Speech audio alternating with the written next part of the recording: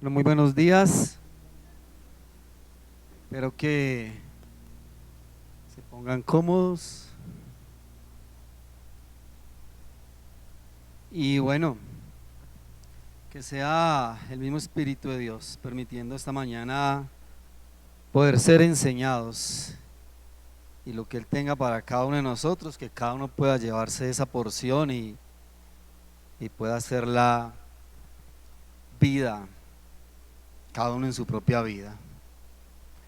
Hay un personaje precioso y maravilloso, como todos los personajes que Dios puso en su palabra. Este personaje bisnieto de Enoc. ¿Sí recuerdan qué pasó con Enoc? Dice la escritura que Enoc caminó con Dios y que un día Dios se lo llevó. Dios lo desapareció. Se lo llevó. Bisnieto de Enoc, nieto de Matusalén.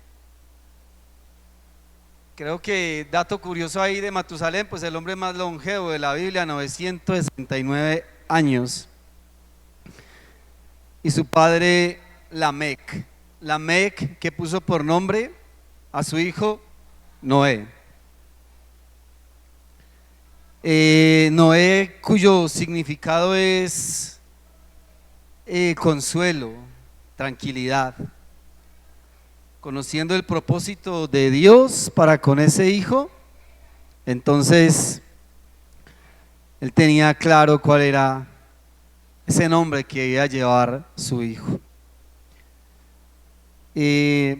Dice la escritura ahí en Génesis, vamos al capítulo 6 de Génesis, pero quiero simplemente que tengamos en cuenta lo que dice el último versículo del capítulo 5, el 5:32, simplemente para que lo tengamos ahí presente.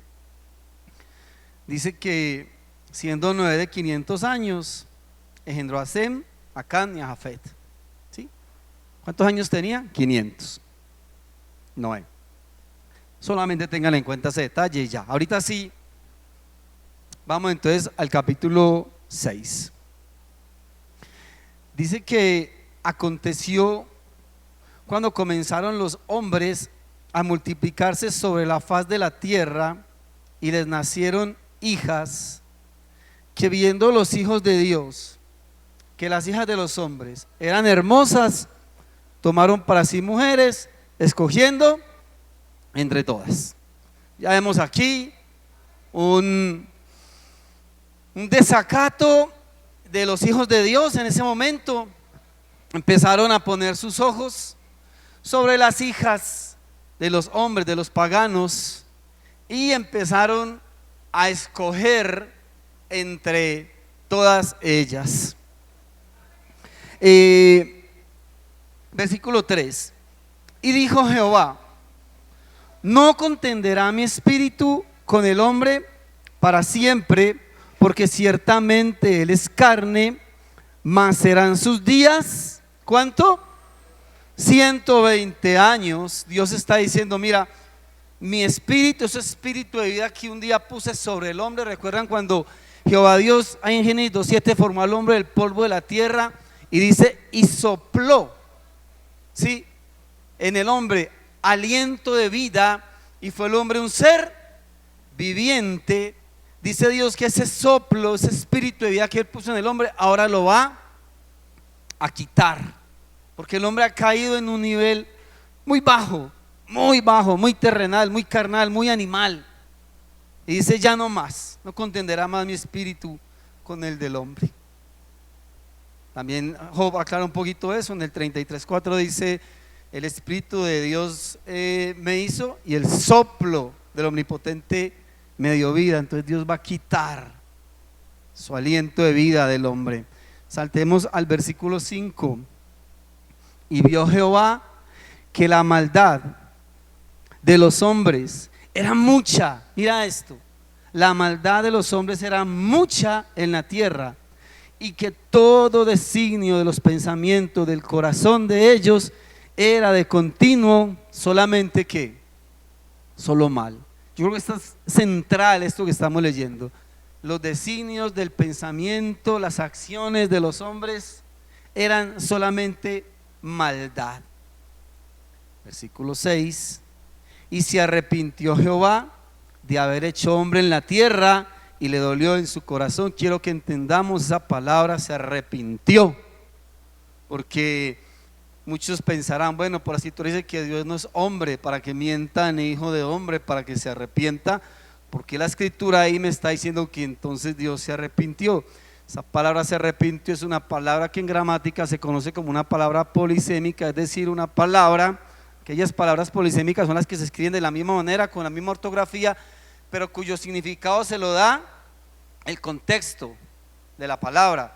Y aquí no está diciendo que Dios tenga un arrepentimiento moral de haberse equivocado, de haber hecho algo malo, sino que simplemente lo que está diciendo es que ese arrepentimiento es que Dios sintió dolor, tristeza en su corazón de ver la condición del hombre. Te voy a poner un ejemplo, y es cuando un padre y una madre ha dado lo mejor a su hijo, todo el cariño, todo el afecto, todo el cuidado, toda la provisión, y se ha encargado de encaminar a su hijo por el mejor camino, pero un día ve a ese hijo tomar malas decisiones, ve que ese hijo se volvió un ladrón, un violador, que ese hijo se volvió drogadicto, que ese hijo se convirtió en un alcohólico, y ve a su hijo luego comiendo de las canecas, de la basura, y con un costal al hombro. Ese padre, y los he escuchado muchas veces decir, me arrepiento de haberlo tenido, no porque ese padre no ame a su hijo, sino porque siente tanto dolor en su corazón, que ese padre piensa, de verlo así, era mejor no haberlo tenido, pero es por el dolor que siente. Y aquí dice que ese mismo dolor experimenta Dios cuando ve a sus hijos tomar malas decisiones, y que el pensamiento, el deseo en su corazón era de continuo solamente el mal. Quiero que quede clara esa palabra ahí: y se arrepintió Jehová. Versículo 7: y dijo Jehová, raeré de sobre la faz de la tierra a los hombres que he creado, desde el hombre hasta la bestia y hasta el reptil y las aves de los cielos, pues, vuelve y dice, me arrepiento de haberlos hecho. ¿Ya? Y aparece una palabra aquí en el versículo 8: pero Noé halló gracia ante los ojos de Dios. Esa palabrita pero, Dios está diciendo, aunque el designio, el pensamiento, los deseos de ellos son de continuo solamente el mal, yo quiero hacer aún algo más por ellos, y lo quiero hacer a través de Noé. Quiero también aclarar algo acá en el versículo 3, cuando dice el Señor, no contendrá mi espíritu con el hombre para siempre, porque ciertamente él es carne, mas serán sus días 120 años. Generalmente, muchas veces cuando se llega a este versículo se cree que lo que Dios está diciendo acá es que el hombre a partir de ese momento iba a vivir solamente hasta 120 años y no iba a vivir más de ahí. Quiero que vayamos un momentico a Génesis capítulo 11 para aclarar eso. Génesis capítulo 11, 11, dice, y vivió Sem, después que engendró a Arfaxad, 500 años.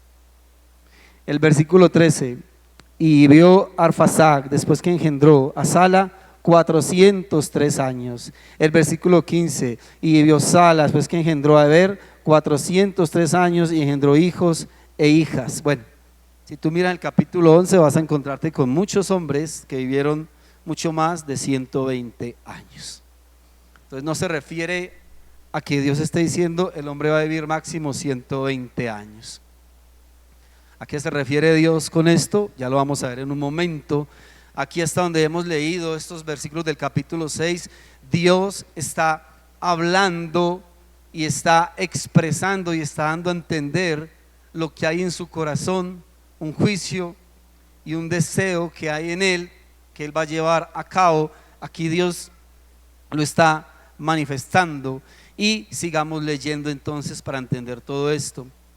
Versículo 9 del capítulo 6, estas son las generaciones de Noé.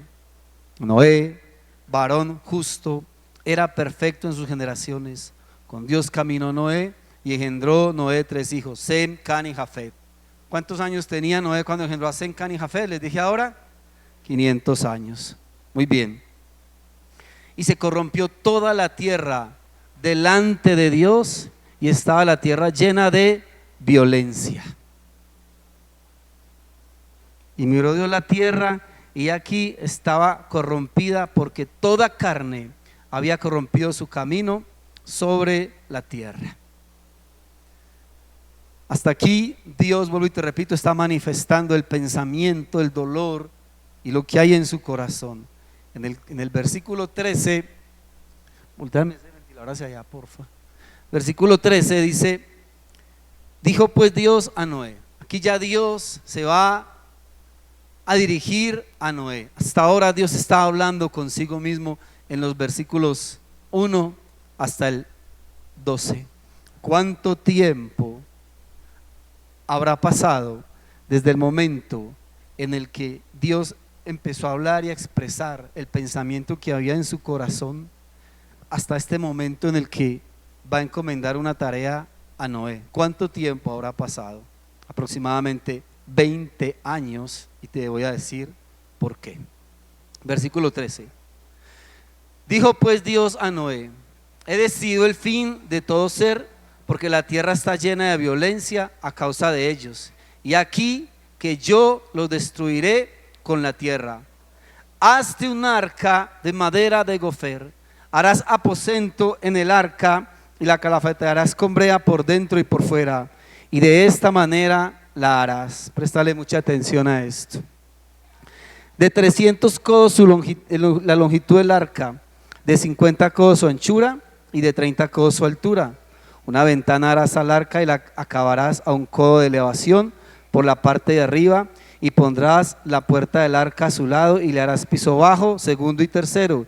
Y aquí que yo traigo un diluvio de agua sobre la tierra para destruir toda carne en que haya espíritu de vida. Ahorita le está expresando a Noé lo que él había expresado antes para sí mismo, ahora se lo está expresando a él. Versículo 17, y aquí que yo traigo un diluvio de agua sobre la tierra para destruir toda carne en que haya espíritu de vida debajo del cielo. Todo lo que hay en la tierra morirá, mas estableceré mi pacto contigo y entrarás en el arca tú, tus hijos, tu mujer y las mujeres de tus hijos contigo, y de todo lo que vive, de toda carne, 2 de cada especie meterás en el arca para que tengan vida contigo, macho y hembra serán, de las aves según su especie y de las bestias según su especie, de todo reptil de la tierra según su especie, 2 de cada especie entrarán contigo para que tengan vida. Y toma contigo todo alimento que se come y almacénalo, y servirá de sustento para ti y para ellos. El versículo 22 es clave. Y lo hizo así Noé, hizo conforme a todo lo que Dios le mandó.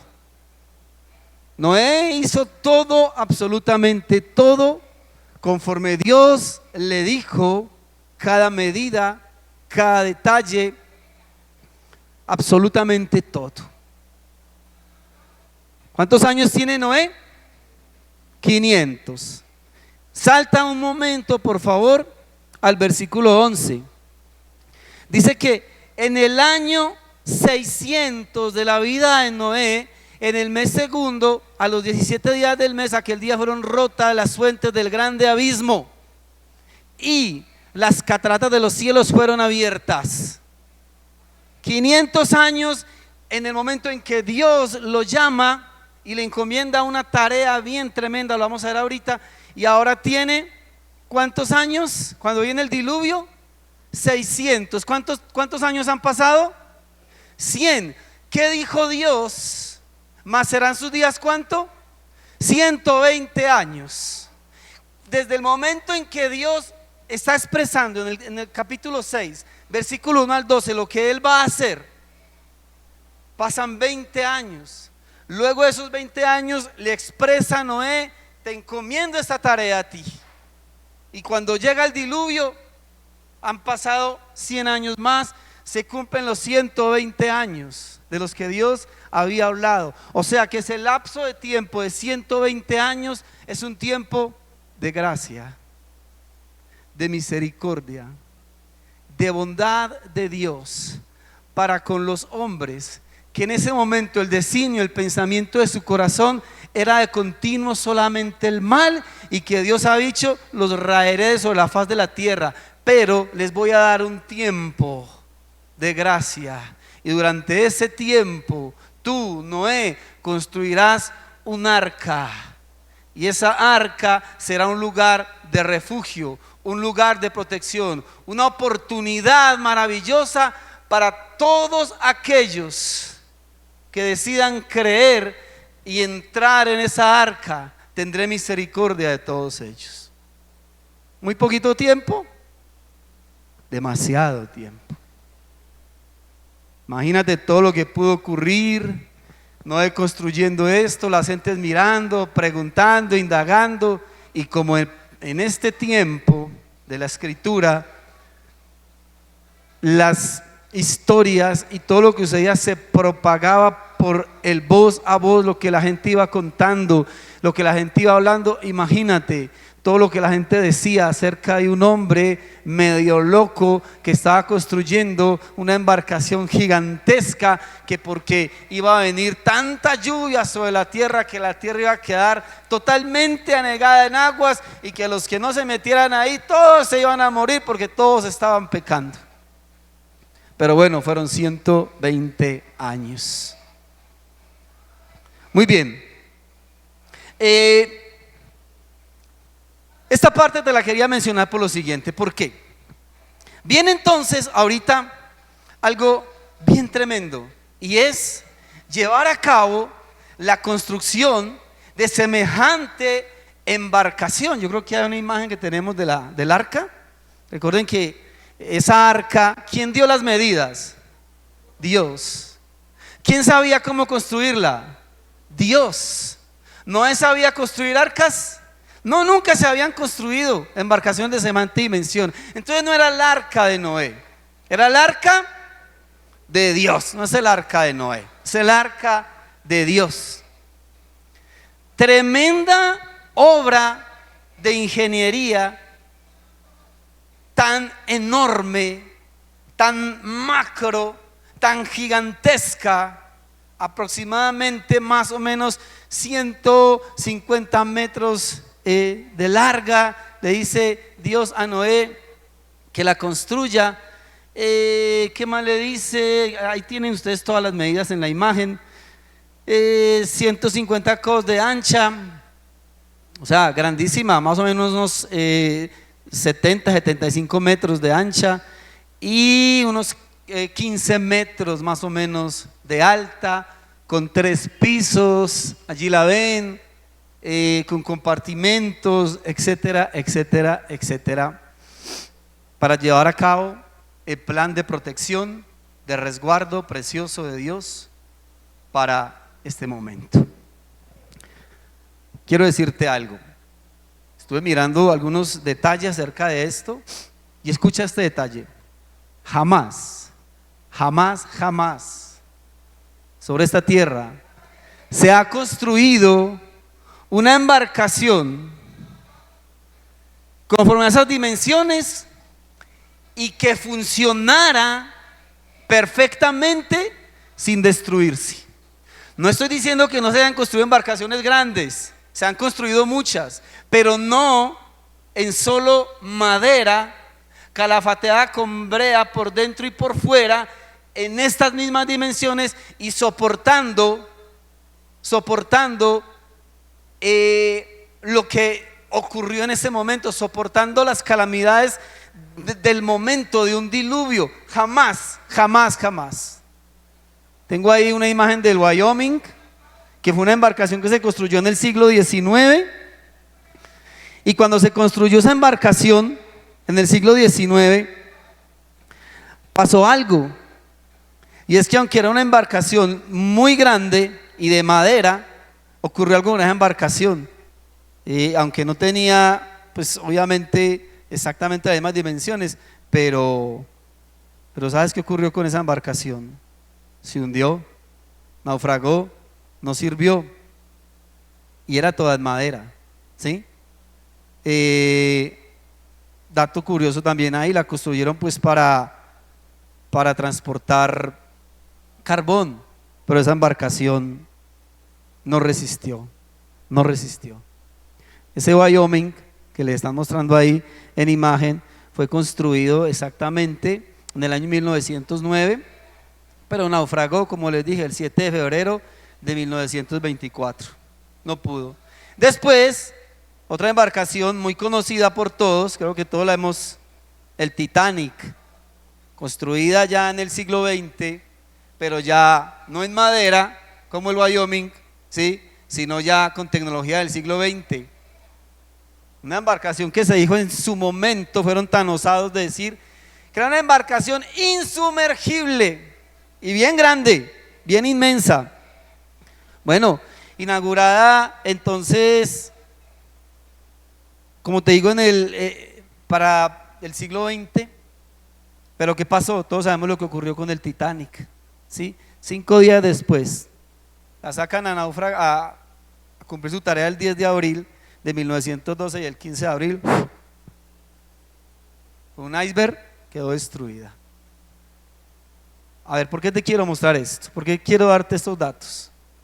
Por la perfección en el diseño que Dios dio a Noé para construir el arca. Fue un diseño tan perfecto, tan maravilloso, que ese diseño soportó absolutamente todo aquello que vino en el momento del diluvio. Vayamos nuevamente allí a Génesis capítulo, ahora en el capítulo 7. Dice el versículo 5, 7, 5, vuelve y repite Dios: e hizo Noé conforme a todo lo que le mandó Jehová. Imagínate algo. Dios le dice a Noé lo que debe construir, y aparte de decirle lo que tenía que construir, tenía una tarea también, y era que esa embarcación tenía que ser también un lugar para almacenar alimento, y también un lugar para llevar allí de los animales, 2 de cada especie, una pareja de cada especie tenía que llevar al arca. No sé cómo te imaginas tú esto. Noé cumpliendo con esta tarea de encargarse de que estén allí todos estos animalitos. Noé cumpliendo con esa tarea de almacenar toda esta cantidad de alimento. Pues bien, versículo 9, 7, 9. De 2 en 2 entraron con Noé en el arca, macho y hembra, como mandó Dios a Noé. ¿Qué sucedió con los animalitos? De 2 en 2, ¿qué? Entraron. O sea que Dios mismo se encargó, porque Dios lo ordenó. Dice aquí: de 2 en 2 entraron con Noé en el arca, macho y hembra, como mandó Dios a Noé. Y dice el versículo 15: vinieron pues con Noé al arca, de 2 en 2 de toda carne en que había espíritu de vida. Vinieron pues con Noé. O sea, ¿quién trajo los animalitos hasta el arca? Dios mismo los trajo. Versículo 16: y los que vinieron macho y hembra de toda carne vinieron como había mandado Dios. Entonces, despejemos el primer paradigma. Noé no andaba corriendo por todo lado mirando cómo traía 2 de cada especie, cómo los atrapaba, cómo los llevaba. No, hay un fenómeno natural que Dios puso en los animales, que lo conocemos como migración. ¿Sí? Ellos mismos, por ese instinto puesto, cuando viene invierno o verano, ellos mismos, ese instinto los lleva a desplazarse grandes cantidad de kilómetros hasta el lugar donde ellos por instinto saben que ya pueden estar. ¿Sí? Lo otro, y bueno, ¿y ahora cómo alimentamos toda esa cantidad de animales? ¿Cómo hacemos para que los leones no devoren a las vacas o a los bueyes o a los demás animales? Bueno, ¿de qué los vamos a alimentar tantos animales? ¿Cómo vamos a organizar todo eso allí? Lo primero, si Dios necesita conservar viva la especie, no se necesitan animales que sean demasiado grandes. No se necesitan hipopótamos gigantescos, no necesitaban elefantes gigantescos, simplemente que fueran macho y hembra. Podían ser animales pequeños, cachorritos recién nacidos. Lo primero. Lo segundo, según Génesis capítulo 1 versículo 29 y 30, hasta ese momento tanto el hombre como los animales todos eran herbívoros. No había cadena alimenticia para que los animales se devoraran entre ellos. Más adelante, después de todo este suceso, es donde ya hay una cadena alimenticia. Listo, entonces otro paradigma que es quitado, ¿sí? No tenían necesidad de ser animales muy grandotes, y lo otro, ¿sí? Se alimentaban de lo que producía la tierra, tanto los animales como el hombre. ¿Ya?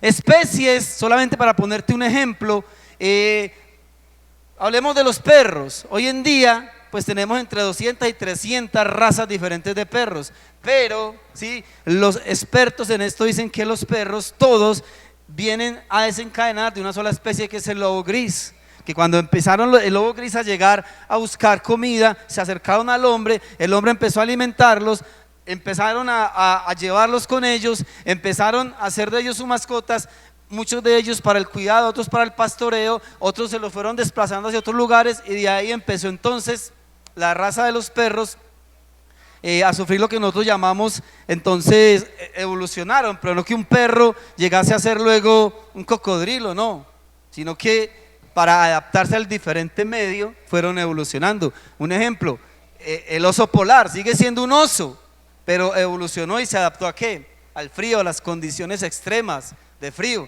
Es lo que vino ocurriendo entonces. Entonces no había una cantidad, solamente para ponerte este ejemplo, de caninos, ¿sí?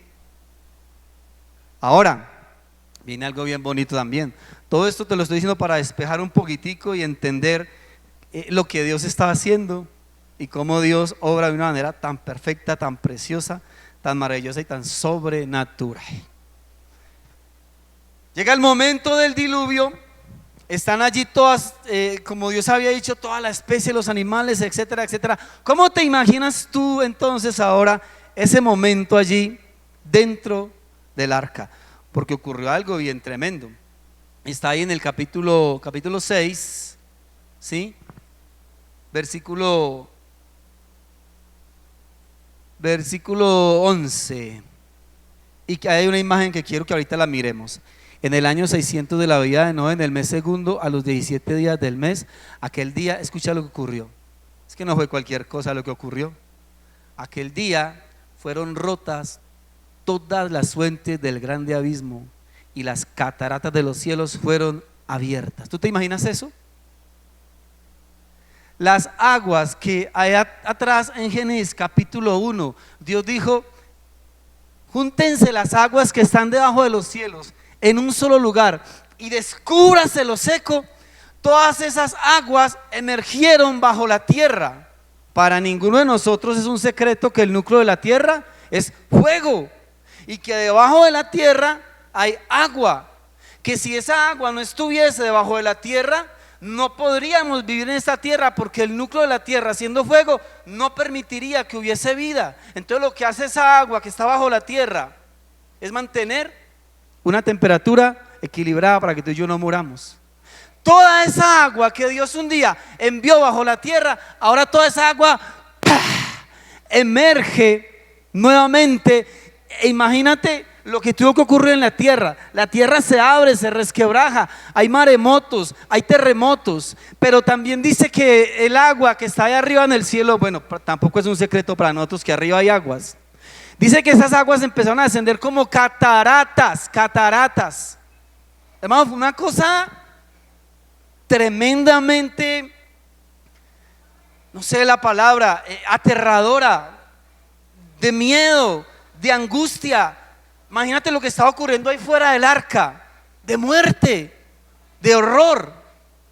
Si es que cuando nosotros empieza a tronar, a ver relámpagos y uno escucha los relámpagos y uno alcanza a ponerse nervioso, cuando hay un temblor, como muchas veces nos asustamos, nos alcanzamos a poner nerviosos cuando vemos que hay deslizamientos de tierra.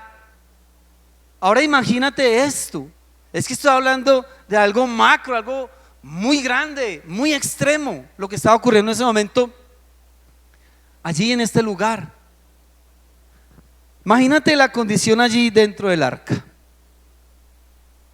Ese diseño que Dios da a Noé era tan, pero tan perfecto, que no había lugar a que esa arca llegase a voltearse, a abrirse, a romperse, a dañarse. No había lugar a que eso ocurriera. Mientras tanto, imagínate allí dentro los animales. Hay otro fenómeno natural que se presenta en los animales, ¿sí? En las largas temporadas de invierno. ¿Y ellos qué? Hibernan. Días antes, ellos se alimentan, ¿sí? Para producir grasa, para producir energía en su cuerpo, y pueden quedarse hibernando meses. Animales que pueden hibernar hasta un año sin ningún problema. Entonces esto nos deja ver que lo que Dios pensó y le dijo a Noé qué hacer y cómo hacer era tan perfecto, pero tan perfecto, que no solamente las cosas iban a funcionar allí dentro en un orden maravilloso de parte de Dios, sino que esa misma estructura llamada el arca no le iba a ocurrir absolutamente nada. Un arca no es un barco. Ahí tengo una imagen del arca. Un arca es un baúl con tapa, como lo pueden ver en el arca del pacto, ¿sí? Esta arca no necesitaba punta, porque la punta en los barcos es para avanzar. Ella solamente necesitaba ¿qué? Flotar. Era todo lo que necesitaba. Para que me lo entiendas mejor, era como un gran corcho en el agua. ¿Se puede voltear un corcho? No se voltea, no pasa nada. Mientras que afuera todo era caos, muerte, terror, destrucción, como te decía ahora, maremotos, terremotos, montañas que caían, árboles que caían, todo el mundo afuera destruyéndose, todo un panorama de muerte y de horror. Dentro, ¿qué pasaba?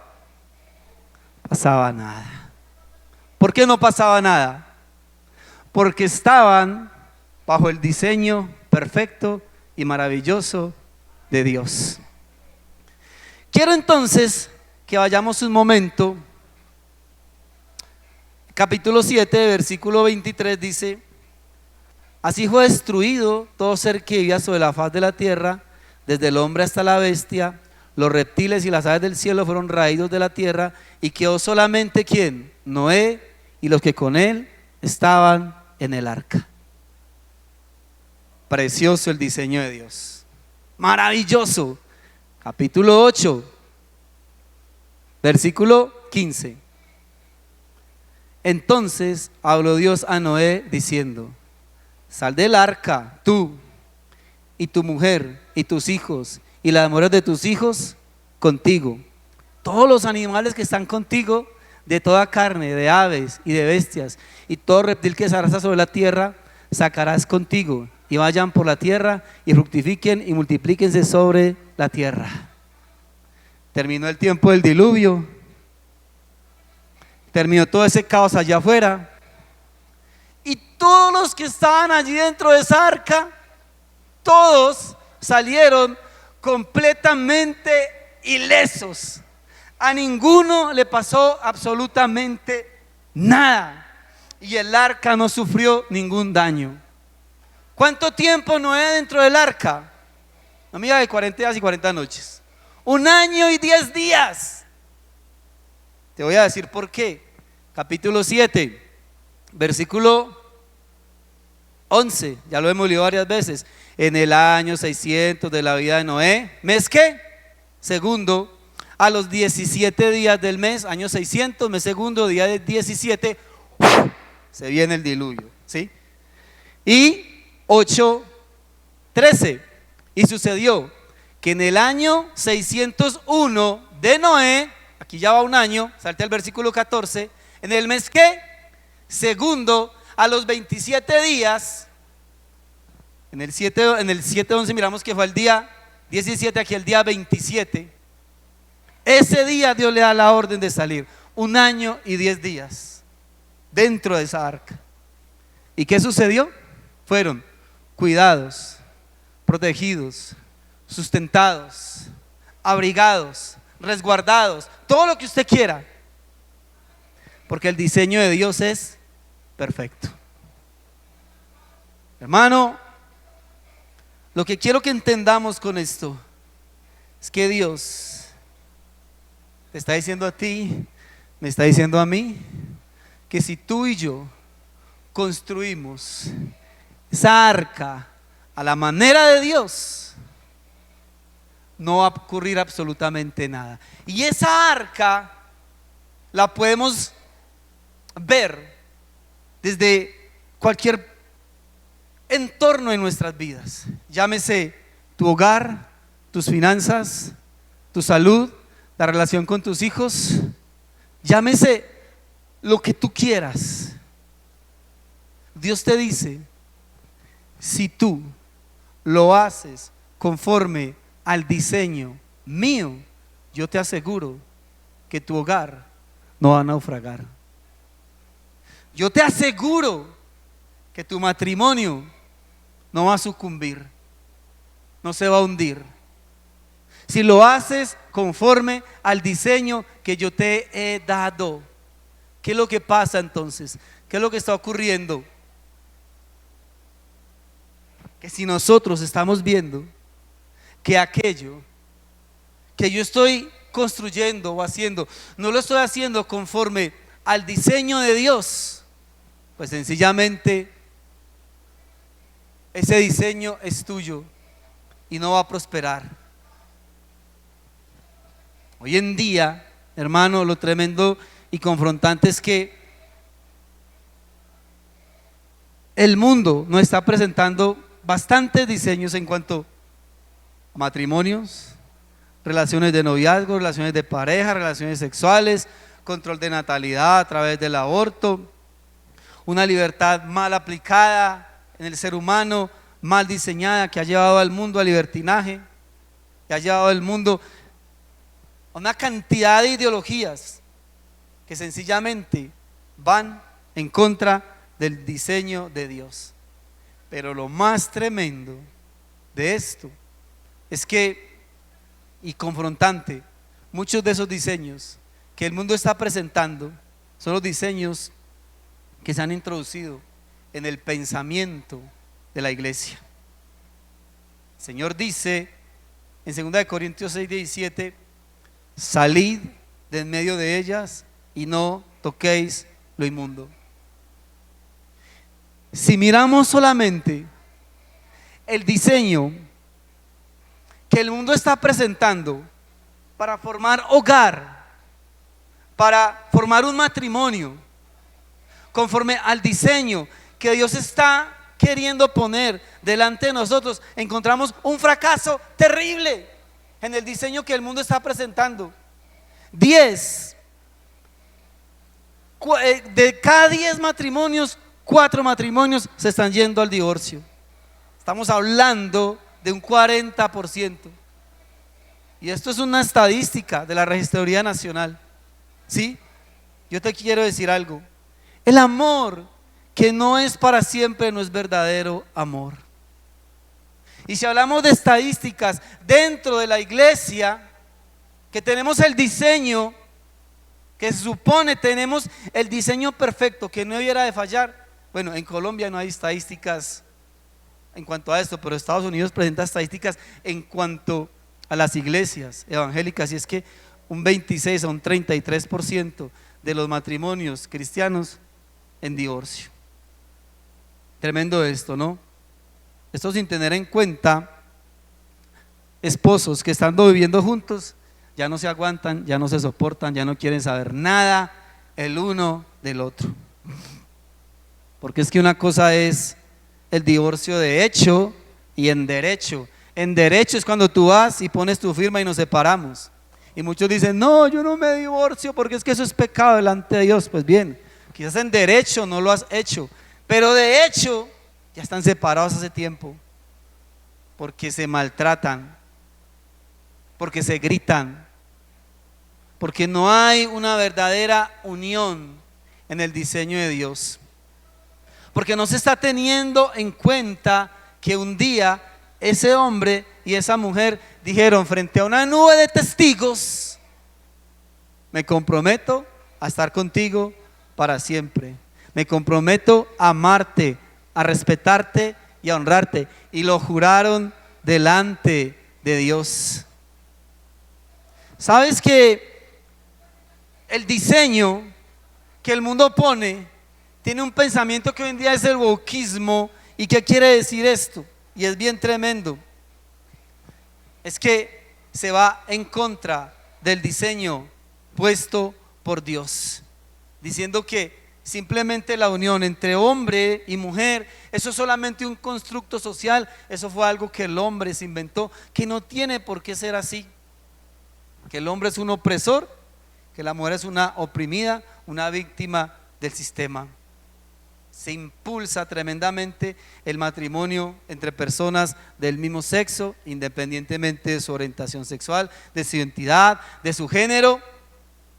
Se apoya firmemente el matrimonio entre estas personas. Y algo bien tremendo, se están proponiendo ahora, mira el diseño del mundo, el diseño del hombre. Se proponen nuevos modelos de familia: familias homoparentales, familias transespecies, familias poliamorosas, donde pueden tener dos, tres esposas, 4 hombres viviendo con 2, 3 mujeres. ¿Sí? Se apoya la poligamia, la bigamia, y se tiene total respaldo al aborto. Ese es el diseño que el mundo está presentando. ¿Y sabes qué es lo más triste? Que tú y yo, que tenemos un diseño perfecto y maravilloso de parte de Dios para dejar ese legado a nuestros hijos y poderles decir a nuestros hijos que sí es posible, bajo el diseño de Dios, tener un hogar, sí es posible casarse, sí es posible vivir juntos, amándonos, respetándonos, siendo fieles el uno al otro. Lo más triste es que esa antorcha que nosotros debiéramos pasársela encendida a nuestros hijos, se la estamos pasando apagada. No está iluminando esa antorcha. Entonces, ¿qué modelo les estamos dejando a nuestros hijos si no les estamos dejando el modelo precioso, el modelo perfecto de parte de Dios para construir y para levantar hogar? ¿Qué modelo le estamos presentando entonces a nuestros hijos? ¿De quién es entonces la responsabilidad? ¿Cuántos hogares en este momento cuya arca se está hundiendo, se está resquebrajando? ¿Cuántos hogares que en este momento esa arca están ocurriendo tantas cosas y no está soportando los embotes, no está soportando la batalla que está librando y se está hundiendo completamente? Yo quiero decirte algo: si ese modelo se te está hundiendo y está fallando y no está funcionando, déjame decirte algo: no lo hiciste conforme al modelo de Dios. Algo está pasando, algo está sucediendo. ¿Qué crees que hubiese ocurrido si Noé dice: bueno, no la voy a hacer de 300 codos, voy a ponerle un poquito menos porque la verdad es que yo la veo muy grande, pongámosle más bien unos 200 codos de larga? ¿Qué crees que hubiese ocurrido si Noé dice: bueno, no la hagamos tan alta, ¿para qué 30 de alta? Pongámosla por ahí de unos 15, y no la hagamos tampoco tan ancha, y no le hagamos 3 pisos. ¿Qué hubiese ocurrido con ese modelo? Falla, se rompe, se hunde. Es más, Dios no lo hubiera aceptado. Entonces, ¿qué es lo que estás poniendo tú, o qué es lo que estás quitando del modelo de Dios? Que tu arca o se hundió o se está hundiendo. Porque te aseguro Y si lo estuvieses haciendo conforme el modelo de Dios, tu hogar no estaría como está en este momento.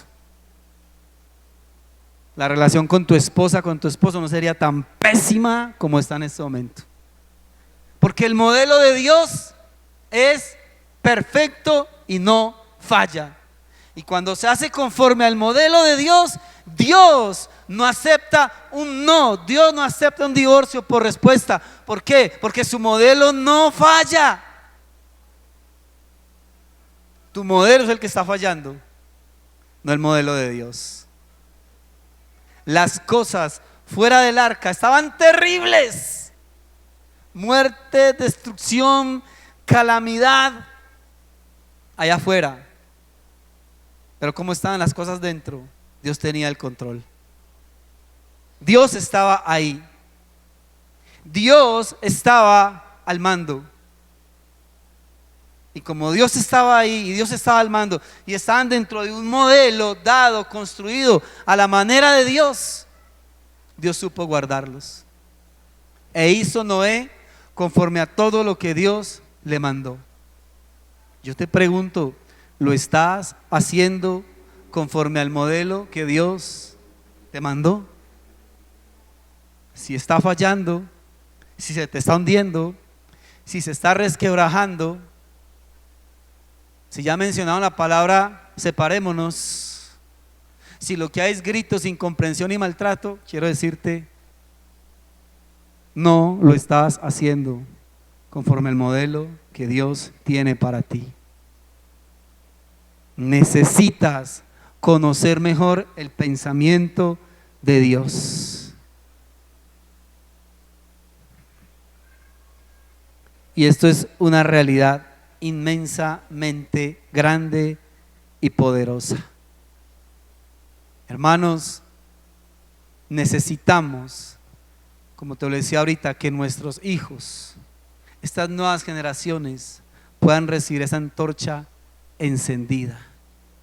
Y yo poderle decir a mi hijo Samuel, a Juan José, no tienes excusa delante de Dios, porque todo el tiempo que has visto esta arca, que ha sido tu hogar, tu casa, todo el tiempo has visto que Dios la ha sostenido, que no ha sucumbido, que no se ha hundido. Nunca has visto un grito, un maltrato, una humillación, un golpe, ni de tu mamá hacia tu papá, ni de tu papá hacia tu mamá. Jamás has escuchado en esta casa la palabra divorcio. Jamás has escuchado maltratos. Todo el tiempo has visto que aunque afuera quizá las cosas han estado tremendas, que aunque la barca se ha balanceado con fuerza, pero Dios nos ha sostenido. Entonces te entrego esta antorcha encendida y es tu responsabilidad seguir con el legado de que sí se puede tener hogares sujetos a Dios, sí se puede ser fiel, sí se puede estar unidos hasta que la muerte nos separe o hasta que Cristo venga, porque el diseño de Dios es perfecto, porque el diseño de Dios no falla, no sucumbe. Es nuestra responsabilidad, totalmente. Te lo digo a ti, varón, te lo digo a ti, mujer. ¿Qué es lo que está sucediendo? ¿Cuántas arcas de esas has construido ya? Porque para muchos es el segundo y tercer matrimonio y están buscando el cuarto, el tercero, y todos se les han hundido. Ninguno ha soportado las fuerzas de las olas, no lo has soportado y todavía estás pensando en otro. Pues quiero decirte, ponte a cuentas con el Señor, ponte a cuentas con Dios. Y dile: Señor, ¿en qué estoy fallando? ¿En qué estoy fallando y por qué mi modelo o mi diseño se está hundiendo? Pues necesito el diseño tuyo para construir como realmente está en tu corazón y está en tu deseo. Y si hablamos de lo previo, lo anterior a un matrimonio, como son las relaciones de noviazgo, Dios mío, jóvenes que están aquí, personas solteras que están aquí, quiero decirte algo. Una señal y una prueba súper clara, súper evidente para saber si esa relación de noviazgo está siendo bendecida y está en el diseño de Dios, es que tanto tú como tu novio, como tu novia, emprenden una relación de noviazgo y los dos crecen espiritualmente de una manera maravillosa. Tanto él te ayuda a ti a catapultarte, a crecer, como tú le ayudas a él a crecer en el camino de Dios. Si eso no ocurre, si lo que estás es en declive hacia abajo, pues déjame decirte, ese diseño de relación de pareja te lo inventaste tú, lo estás haciendo a tu manera y no a la manera de Dios. Es que tristemente hoy por hoy vivimos bajo una cultura totalmente sexualizada, donde las relaciones sexuales se han hecho algo tan normal, al punto que si un joven dice hoy que no tiene relaciones sexuales, si una jovencita dice que es virgen, eso lo tienen como algo ridículo, como una tontería, como algo que es anormal. Entonces, si tu relación de noviazgo la estás llevando en fornicación, déjame decirte, ya perdiste. Te saliste completamente del diseño de Dios. La Escritura dice en Eclesiastés, en el capítulo 3, que hay un tiempo para todo. Hay un tiempo de nacer, hay tiempo de morir, hay tiempo de guerra, hay tiempo de paz, hay tiempo de esparcir piedras, hay tiempo de arrojar piedras. Bueno, hay tiempo para la sexualidad y hay tiempo para abstenerse de tener relaciones sexuales. El noviazgo no es tiempo de relaciones sexuales. El tiempo de las relaciones sexuales es dentro del matrimonio y solamente dentro del matrimonio, porque es ahí donde Dios bendice las relaciones sexuales. ¿Amén o no? Yo sé que a muchos no les está gustando, pero Dios mío, tenemos que volver al diseño de Dios. Algo bien tremendo, y es que a lo largo de toda la historia, estoy hablando, no sé, 30, 40 años atrás, la mujer había sido más responsable sexualmente que el hombre. No estoy diciendo que nunca haya habido promiscuidad o sexo ilícito, no, siempre lo ha visto, siempre ha existido, siempre ha sido así, pero estos tiempos han cambiado tremendamente. La mujer era mucho más responsable sexualmente que el hombre. ¿Por qué?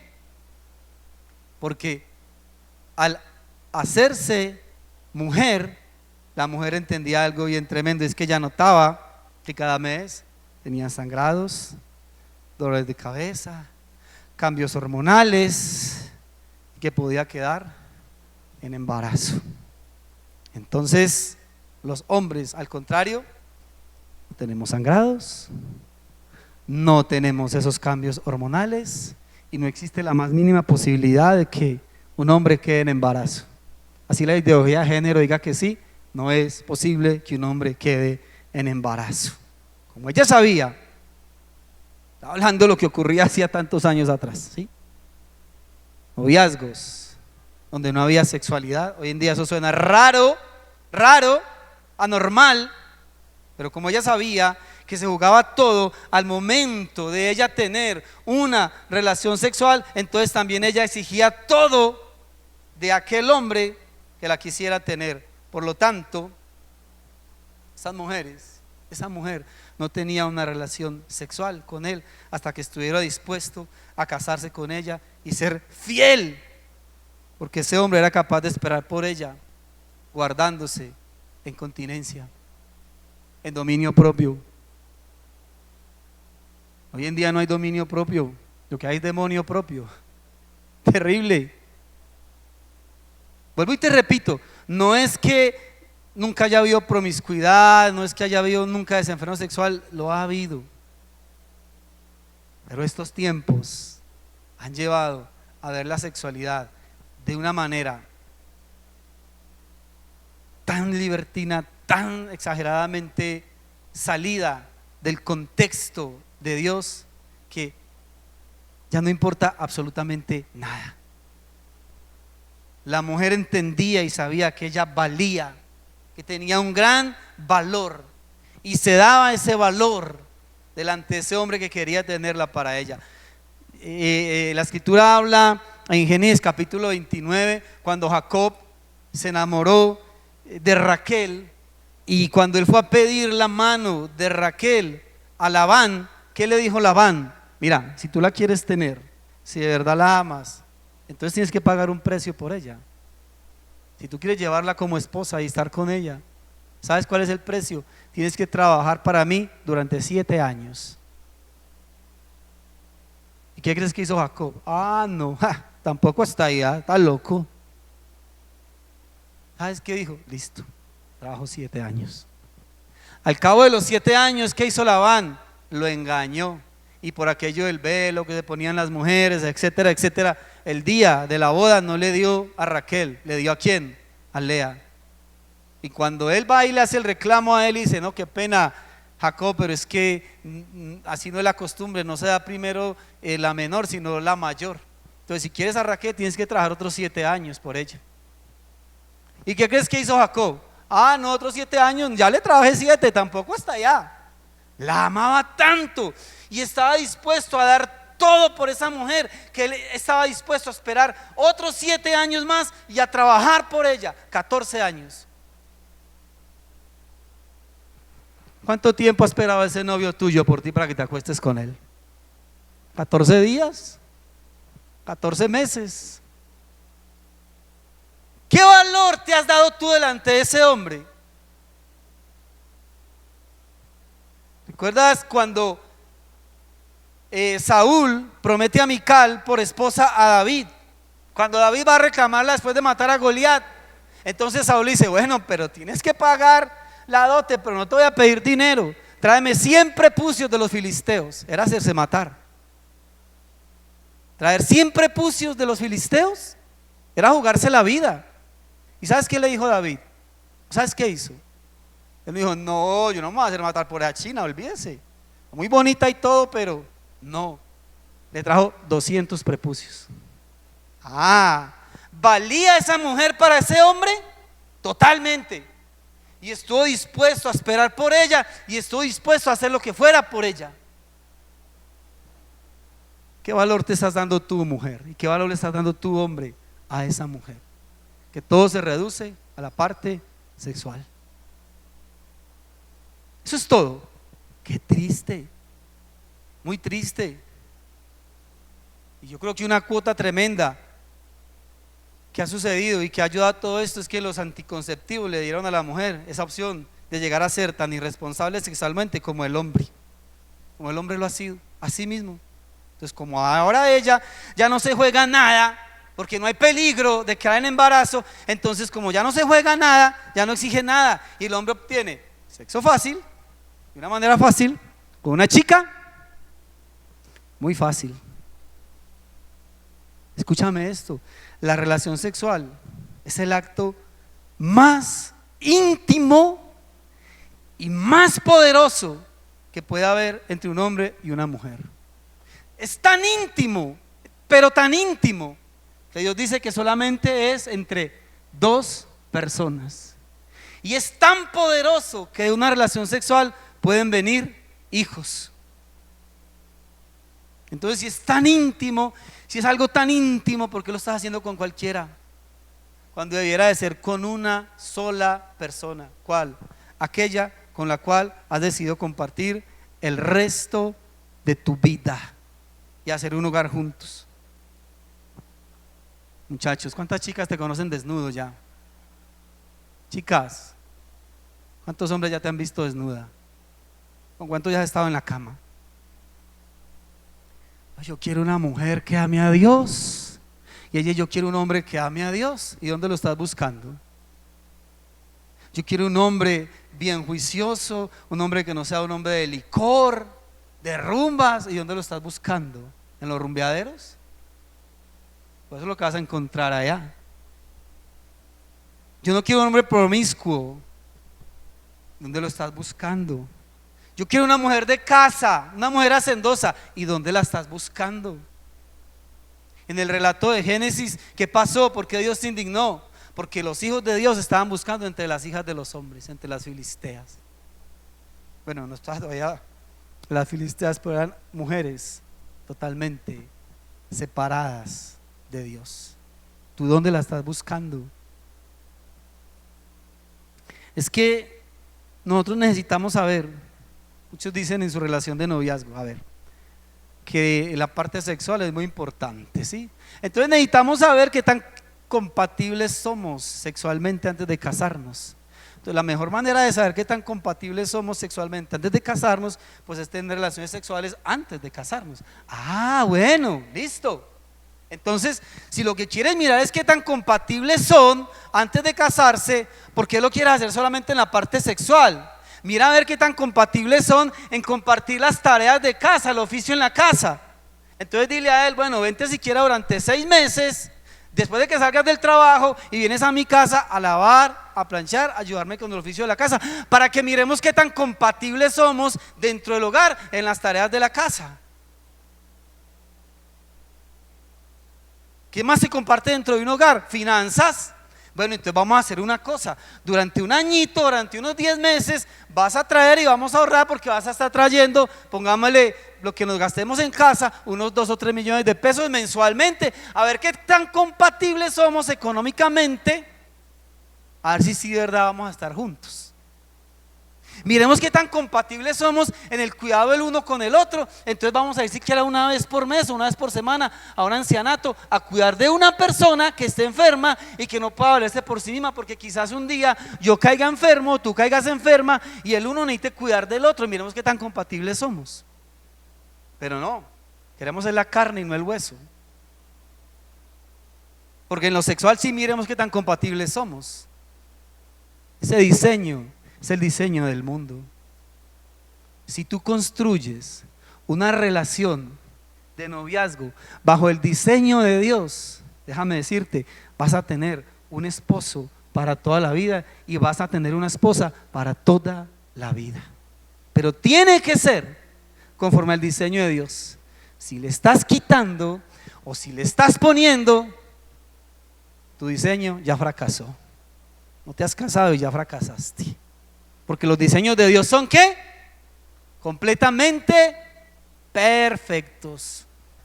Un embarazo, un hijo, en una relación de noviazgo te complica la vida, te enreda la vida. Y como eso ocurre, lo mejor para evitarlo, entonces es el diseño del mundo. ¿Sí? Pues planifiquemos. Cuidémonos. ¿Ya? Esa es la palabra. Cuidémonos. Entonces, ¿qué le estás diciendo a tu novia al momento de tener una relación sexual con ella y ponerte un condón?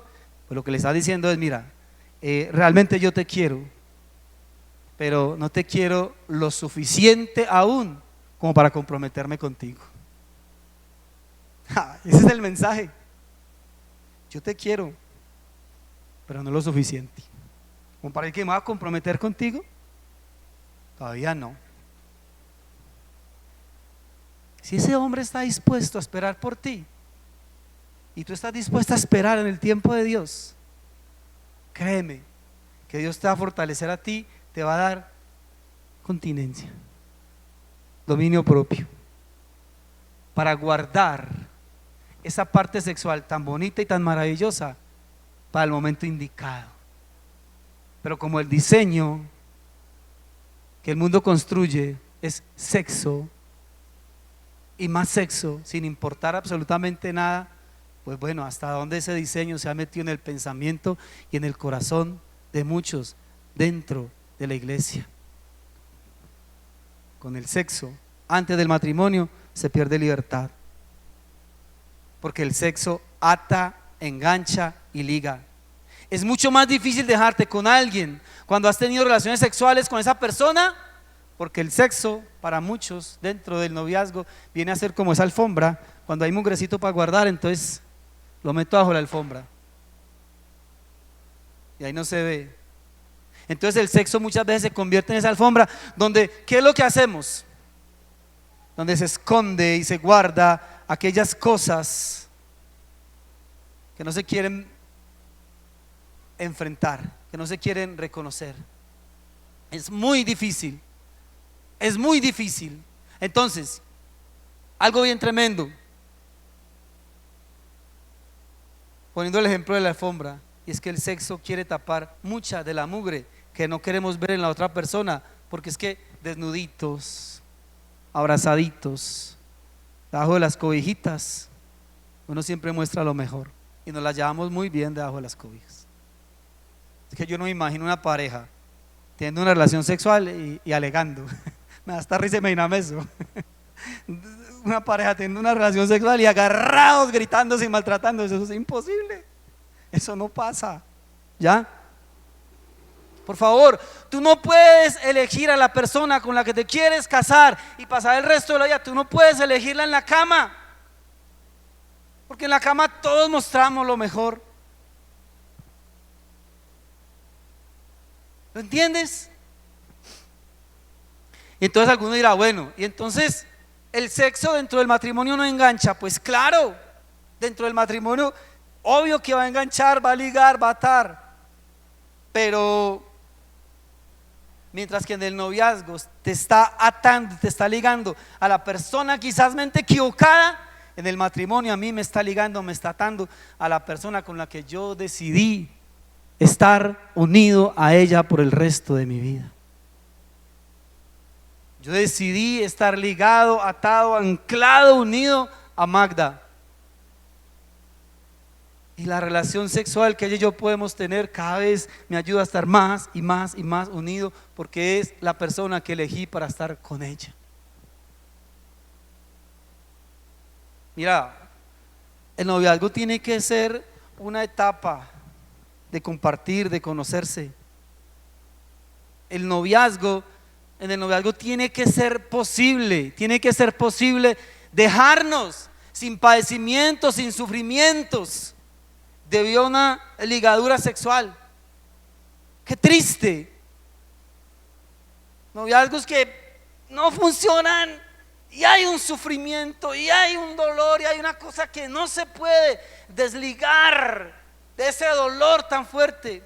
La escritura dice: se unirá el hombre a la mujer y los dos serán una sola carne.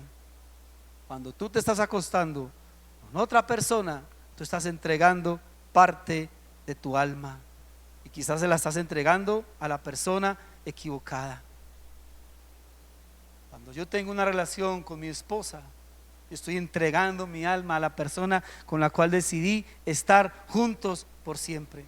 Tener relaciones sexuales antes del matrimonio es tan delicado como no tenerlas dentro del matrimonio. ¿A qué es lo que le llama nuestra sociedad sexo seguro? Pues hazlo todas las veces que quieras y hazlo con quien quieras, solamente protégete. A eso le llama la sociedad. Ese es el modelo, ese es el diseño que el mundo te presenta. No es el diseño de Dios, no es el arca, no es el diseño, no es la medida, no es la longitud, no es el plano de Dios. Ese no es. El mundo te dice: ten sexo con quien quieras y las veces que quieras, solamente protégete. A ver, ¿por qué no dicen lo mismo en cuanto tú vas a tomar un curso de conducción? Porque cuando tomas un curso de conducción, ¿por qué no te dicen: mira, conducir seguro, solamente basta que te pongas el cinturón de seguridad si estás en un carro y puedes conducir a toda la velocidad que tú quieras y meterte por donde quieras, solamente ten puesto el cinturón? No, no te dicen eso. Tienes que conducir con precaución y respetar las señales, y te las enseñan. ¿Por qué no dicen lo mismo en cuanto al licor? Mira, si tú vas a beber, puedes beber todo lo que quieras, eso sí, mantente hidratado y aliméntate, pero puedes beber todo lo que tú quieras. No, te dicen que el exceso de alcohol es perjudicial para la salud y que hay que tener un equilibrio. Porque no te dicen lo mismo en cuanto al cigarrillo. Pero en cuanto al sexo, el mundo te dice: tenga todo el sexo que quiera. Yo recuerdo hace tiempo atrás, algunos recordarán que había una propaganda de televisión que decía: el pollito a la pollita sin preservativo ni pío. Listo, solamente póngase un preservativo Eso es todo lo que usted necesita. Ahí para allá, haga lo que quiera, con quien quiera y cuando quiera. Entonces, sexo seguro no es hacerlo utilizando un condón. ¿Sabes qué es sexo seguro? Sexo seguro es acostarte con quien no te va a abandonar. Sexo seguro es acostarte con aquella persona con la que va a estar contigo por siempre, pase lo que pase, que está dispuesta a ahogarse la vida por ti, que ha esperado en continencia y dominio propio el tiempo que fuera necesario por ti, al punto de tomar tu mano y llevarte al altar y estar contigo el resto de la vida. Eso sí es sexo seguro. Y si los muertos aman, después de muertos, amarnos más. Pero lo que el mundo muestra como sexo seguro, olvídate. Lo que el mundo, el diseño que el mundo te está poniendo delante, como las relaciones de noviazgo, olvídate. No es el diseño de Dios. Sucumbe, naufraga, se te va a dañar, se te va a destruir. Ese barco se te va a hundir, tarde o temprano, pero se te hunde, porque no es el diseño de Dios.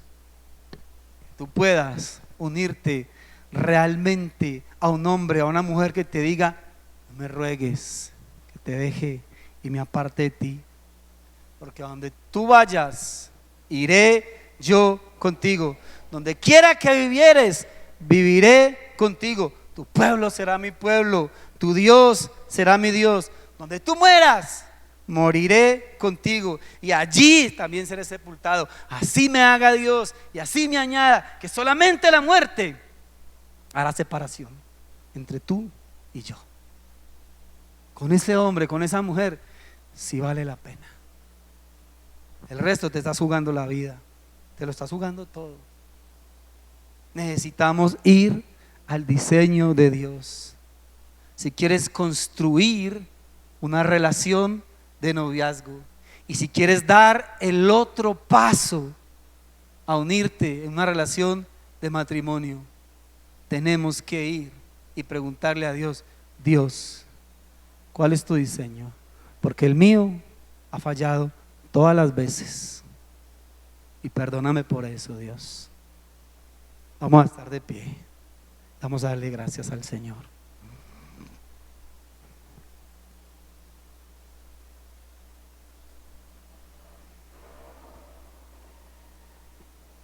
Vuelvo y te digo, ese diseño de Dios aplica a tus finanzas, a cualquier aspecto en tu trabajo, en la relación con tus hijos, con tu hermano, con tu mamá, con tu papá. Es que son muchas cosas, solamente quise tocar 2 aspectos, pero créeme que hay muchos barcos que se están hundiendo en muchos aspectos, en el trabajo, en las finanzas, en las relaciones dentro de la casa, todo lo que te acabo de decir, totalmente hundidos. Dios tiene un diseño perfecto. Dios quiere decirte y quiere enseñarte, como lo hizo con Noé: mira, constrúyeme esta arca a mi manera y la vas a hacer de esta manera. Estas van a ser sus dimensiones. Y le dijo paso a paso, punto a punto. E hizo Noé conforme a todo lo que Dios le mandó que hiciera. Y ya vimos el resultado. Si tú vienes a Dios y le dices: Dios, mi barca se está hundiendo, mis finanzas se están hundiendo, mi relación con mis hijos está hundida, mi relación con mi esposa y la manera como he llevado mi entorno, veo que cada día todo va de mal en peor. Si tú vienes a Dios con un corazón realmente deseoso de aprender, Dios te va a poner delante tuyo el diseño y te va a decir cómo es que Dios lo ha mandado y lo ha ordenado, y Dios te asegura la victoria. Solo Él, a través de su palabra. Padre, muchas gracias, Dios.